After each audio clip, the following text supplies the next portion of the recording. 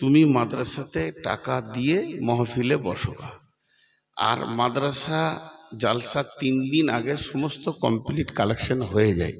আমাদের নগদ কালেকশন 38 লক্ষ টাকা হয়েছে।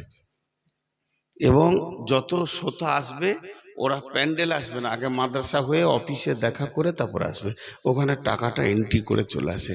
ওদের বক্তব্য আমরা বায়ান শুনবো, কালেকশন করতে দেবো না। দাবিটা কত সুন্দর, সেটা কি ডিঙ্গিলে হতে পারে না? হবে। খালি আপনি মিজাজটা তৈরি করেন। আমি অফিসে যাব, সেক্রেটারি বসে থাকবে, হেড মৌলানা থাকবে, স্যার আমার 50,000টা লিখে নেন, কি আছে দিচ্ছি তাকে, সে আমাকে দেবে। এত এলান করে একটু খালি ভাববেন, আমার মন বলছে ভাবলেই কাজ হয়ে যাবে। আর ডিঙ্গিল এলাকার লোক, আমি আজকে ধারণা চেঞ্জ হয়ে গেল, 1 লাখ 1.5 লাখ দাতা আছে, এরা যদি গোপনে দান করে কি জায়গা